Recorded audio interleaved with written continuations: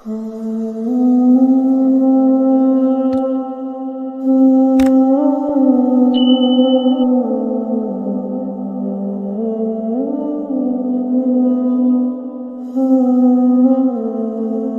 یاد رکھنا، تگڑا اور مضبوط جوان پتہ کون ہوتا ہے؟ جس کی نظریں پوری طرح اس کے کنٹرول میں ہوں۔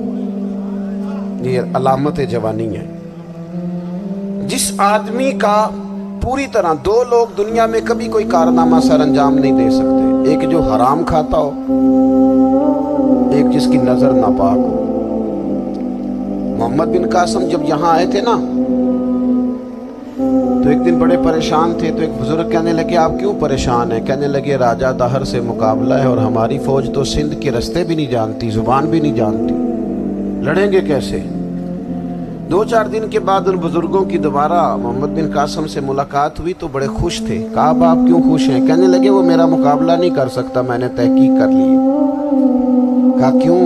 کہنے لگے نظر کا گندہ ہے، اور جو نظر کے گندے ہوتے ہیں وہ میدانوں میں ٹھہرا نہیں کرتے۔ میدان کے لیے نکلنے کے لیے پاک جوانی کی ضرورت ہوتی، تطہیر مزاج ہونا ضروری ہوتا ہے، پاکیزہ افکار اور سچی اور سچی ستھری سوچوں کا ہونا ضروری ہوتا ہے۔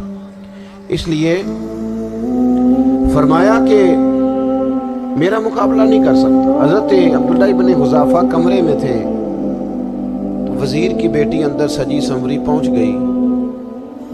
جیسے ہی آپ نے اس کفر کی چال کو دیکھا تو تیمم کر کے نفل شروع کی۔ وہ ساری رات بیٹھی رہی، رب کا بندہ ساری رات عبادت کرتا رہا۔ عبادت بڑا سہارا ہے، مصلی بڑا سہارا ہے اللہ کے بندوں۔ صبح دروازہ کھولا، وزیر نے اپنی بچی سے پوچھنا چاہتا تھا رزلٹ کیا نکلا، تو کہنے لگی پیچھے ہٹ جا، اب تیرا میرا تعلق کوئی نہیں، میں نے نبی پاک کا کلمہ پڑھ لیا۔ اس نے کہا میں نے بھی زمانہ دیکھا ہے، پر یہ کیا لوگ ہیں، کستوری کے بنے ہوئے، سندل سے دھلے ہوئے، کہ میں ساری رات کمرے میں رہی اور 100 اور 1000 آدمی جس جوان کا مقابلہ نہ کر سکے، اتنا طاقتور جوان کمرے میں رہا اور اسے نظر اٹھا کے نہ دیکھا۔ وہ کچا رنگ للاری والا جڑا چڑھدا تے لیندا رہندا ہے، اے عشق تیرے دا رنگ محمد چڑھیا پھر نہیں لیندا۔ میں کہا ایک دفعہ نظر اٹھا کے نہیں دیکھا، کمال ہو گئی۔ اتنے بڑے لوگ، اتنی بڑی سعادت مندی، فیروز بختی، معاملہ فہمی حد ہو گئی۔ اللہ اکبر۔ دوستو بادشاہ جب پوری طرح ہار گیا نا، اس نے کہا مار دو۔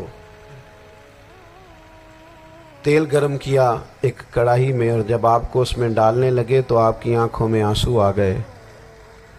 بادشاہ کا خیال ہوا شاید نرم ہو گئے ہیں، کہنے لگا روئے کیوں؟ فرمانے لگے سوچتا ہوں جان ہی ایک ہے، کتنا مزہ ہے اس کی راہ میں جان دینے کا، کتنی لذت ہے اس کے نام پر مرنے میں، کتنا لطف ہے۔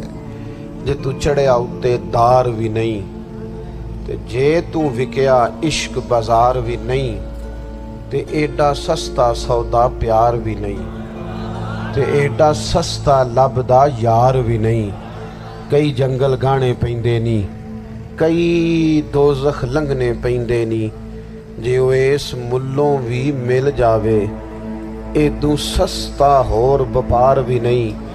تے کچھ سمجھ نہ آوے لوکاں نوں وہ کادے نال شہید کرے، ڈٹھی یار دے ہاتھ تلوار بھی نہیں، پر او دا خالی جاندہ وار بھی نہیں۔ کہنے لگے ایک جان ہے نا، تو دل کرتا ہے ہزاروں ہوتی تو ایک ایک کر کے محبوب کے نام پہ قربان کرتا، جب میرے پاس ہے ہی ایک، کروں کیا؟ حضرت عبداللہ ابن حذافہ رضی اللہ تعالیٰ عنہ جب روئے اور بادشاہ نے یہ بات سنی تو بادشاہ اٹھ کے کھڑا ہو گیا، سارے وزیروں مشیروں کو کہنے لگا تم نے کہا تھا نا بندہ ضائع کرنے والا نہیں، یہ بھی ضائع کرنے والا نہیں۔ کہنے لگا میرا ماتھا چومو، تم جیسے لوگوں کو قتل نہیں کرنا چاہیے، آزاد کرنا چاہیے۔ عزیز اپنی زندگی سے نا یہ بہت زیادہ ہرس، ہوس، طمع، اور یہ کسی بات کی بھی ہو، ہرس صرف پیسوں کی نہیں ہوتی ہے، شہرت کی بھی ہوتی ہے، یہ بیماری انسان کو اقتدار کی بھی ہوتی ہے، تعریف کی بھی بیماری ہوتی ہے۔ یہ سارے نقص ہوتے ہیں لوگوں کو، اور معاذ اللہ بعض جبوں کبوں کے اندر بھی ہوتے ہیں، وہاں بھی پنپتے ہیں۔ اپنی زندگی جب تک اس سادگی میں نہیں لاؤ گے جو رسول پاک نے عطا فرمائی، جب لوگ آسانیوں میں پوری طرح الجھ گئے تو پھر وہ دور ہوئے اور کفر چڑھ گیا۔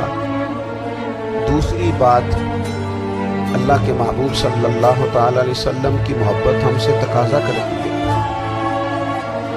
کہ ہم اس مشن کے لیے کام کریں جس مشن کے لیے رسول پاک نے کام فرمایا ہے۔ ہم سارے کام بڑے مضبوطی سے، سوچ سمجھ کے، تدبر سے، حکمت سے، تقاضوں کو مد نظر رکھتے ہوئے کرتے ہیں سارے کام۔ دین کے کام میں ہمارا مزاج نہیں ہوتا، او ہو جائے گا جی، آپ بسم اللہ پڑھیں جی، شروع کریں جی۔ آپ تقاضوں کو سمجھیں، چیزوں کو دبائیں نہیں، چیزوں پر غور کریں۔ کسی کے ذہن کی سطح پر سوال ابھرتا ہے، اس کا تسلی بخش جواب دیں۔ اپنی زندگی میں دین کے کام کے لیے اپنے آپ کو وقف کریں، اور دین کے کام کے بہت سارے پہلو ہیں۔ ہزاروں لوگوں کو قرآن پاک ٹھیک پڑھنا نہیں آتا، ہزارہ لوگ ہیں جو قرآن مجید کے مطالب سے آگاہ نہیں ہیں، دین کی بنیادی ضروریات سے لوگ نابلد ہیں۔ میں آپ کو کس طرح یہ بات سمجھاؤں کہ ہزاروں کی تعداد میں طلاقیں اس لیے ہوتی ہیں کہ مردوں کو طلاق کے مسئلے نہیں آتے، انہیں پتہ نہیں ہے کہ مجھے حقوق زوجین کے معاملے میں کیسے چلنا۔ ڈھیر سارے گھروں میں تباہی اس لیے ہے کہ تربیت اولاد کا دینی منہج ہمیں نہیں پتا۔ اپنا حصہ ملائیں دین کے کام میں۔ ایک آدمی کو اگر تو نمازی کرنے میں کامیاب ہو گیا، تیری زندگی بدل گئی۔ وہ دین بیزار لوگ جو ہمارے بیچ بیٹھ کے ہماری نوجوان نسل کو پگڑی اور داڑھی کا نام لے کے بنیادی طور پر دین سے دور کرتے ہیں، ایسے نوجوانوں کو دین کا پیغام محبت دے کر دین کے قریب کرنا ہماری ڈیوٹیوں کا حصہ ہے۔ ہمیں ذمہ داری کا احساس کرنا پڑے گا، ہمیں یہ خاص قدم اٹھانا پڑے گا، توجہ دینی پڑے گی۔ مساجد، مدارس، میں آپ سے عرض کروں، اتنی ڈٹ کے مخالفت ہوتی ہے نا مدرسوں کی، اتنی ڈٹ کے۔ میں ادارہ چلاتا ہوں، اس کے چلانے میں جو مشکلات ہیں وہ تو ہم بتا نہیں سکتے آپ کو، اس لیے کہ میری قوم، میرا اس قوم سے تعلق ہے جو نعت خواں امیر کرنا چاہتی ہے، مدرسے نہیں۔ ہاں، نقیب خطیب پیدا کرنا چاہتی ہے، شعر و شاعری کی زندگی کو پروان چڑھانا چاہتی ہے۔ فقط ہمارا ان لوگوں سے تعلق ہے جو لاکھوں کروڑوں روپیہ محافل پہ لگائیں گے، اور قاری صاحب بیچارے اگر مسجد کا کوئی ہونے والا کام کسی وقت بتا دیں گے تو وہ بڑی مشکل آ جائے گی ان کے لیے۔ یہ کیسے ہو سکتا ہے، آپ نے یہ ڈیوٹی بتا دی۔ مدارس، اور جتنا اہم رول دین کو پھیلانے میں مدارس اسلامیہ کا ہے، اتنی زبردست، لوگوں کا خیال ہوتا ہے میری طرح کے لوگ شاید کام کرتے ہیں، ڈیوٹی کرتے ہیں۔ یہ 10-15 لوگ آپ کو نظر آتے ہیں جو آپ کو کہیں میڈیا پر یا ادھر ادھر ڈیوٹی کرتے، مخلص لوگ اپنی جگہ پہ، وہ بھی بڑا ہی کام کر رہے ہیں، جو میڈیا پہ آ کے بھی اخلاص سے اور درد دل سے کو دین کی، ان کی بھی کسی بات کی حوصلہ شکنی نہیں، لیکن ہزارہا اساتذہ جو مدارس میں بیٹھ کے پڑھاتے ہیں، جنہوں نے وہ سارے لوگ تیار، آپ سمجھ نہیں سکتے کتنا بڑا کام۔ حفظ کا استاد جو ہوتا ہے نا، اس کی ڈیوٹی 24 گھنٹے ہوتی ہے، فجر سے پہلے، اور اس نے بچوں کو اٹھانا۔ تنخواہ تو ہم انہیں دینا نہیں نہ چاہتے جی، تنخواہ نہیں دئی دی انہوں نے، ہمیں مولوی امیر نہ ہو جانا۔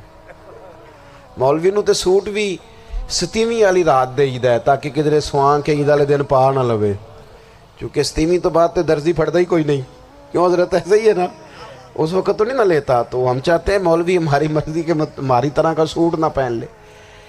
مدارس کی مضبوطی، آپ یہ دیکھ لیں، یہ صلاح الدین ایوبی کا تعلق بھلا کس چیز سے تھا؟